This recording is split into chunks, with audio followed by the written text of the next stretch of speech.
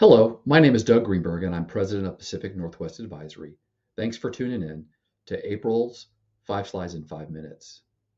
The past few weeks marked a significant escalation in Middle East tensions as Iran directly attacked Israel, a stark departure from their long-standing shadow war. This event has understandably caused unease among investors, raising questions about the implications for the global investment landscape. While it's challenging to predict how global and geopolitical strife will reshape financial forecasts, one clear area of impact is the commodity markets. Oil prices, which had been inching up since conflict reignited last fall, hit a recent high, while gold, a refuge during uncertainty, also climbed. Notably, post-attack, both commodities saw slight dip, potentially reflecting Iran's indication of achieving its aims with this assault, hinting at possible de-escalation. However, it's essential to keep in perspective that such geopolitical events typically cause temporary market tremors.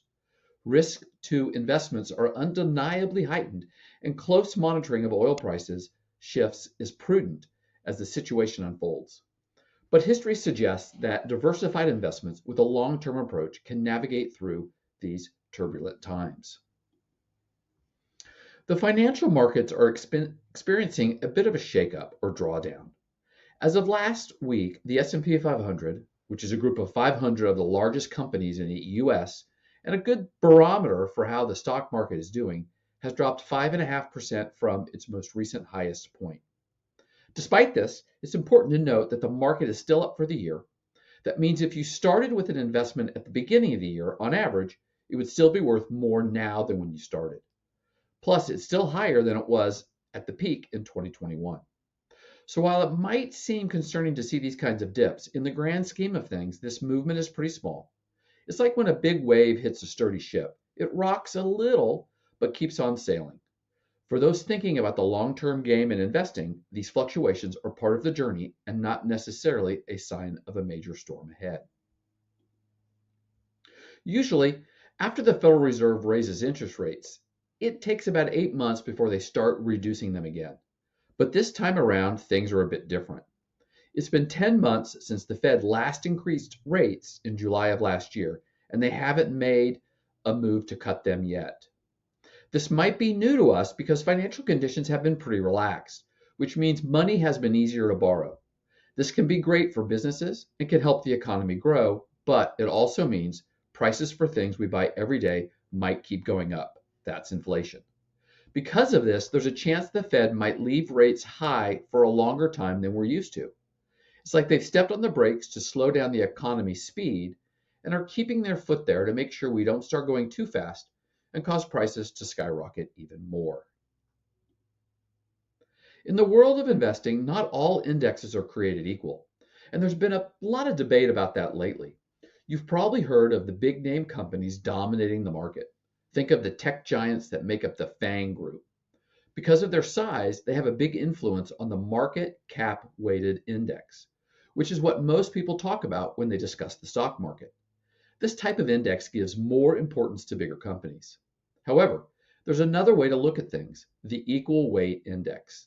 This approach treats every company the same, no matter its size, giving each of the 500 plus stocks an equal slice of the pie. And guess what? Over time, this equal weighted method has actually outperformed its more popular counterpart. Just recently, it bounced from its lowest to its highest point in just 33 trading days, an impressive feat only outdone once before, back in 1982.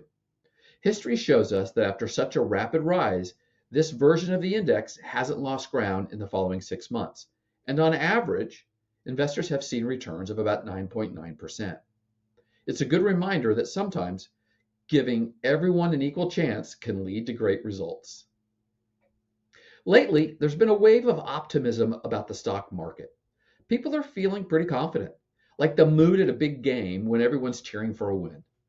Charts that measure how consumers feel about the chances of stock prices going up show a lot of people are expecting good things. They're bullish, which means that they believe the market will rise. It's not just a feeling in the air, it's in the numbers too. The New York Fed survey shows folks haven't been this upbeat since the middle of 2021. And it's not the only one. Other surveys, like the one from AAII, noted that at the end of March, half of the respondents were bullish.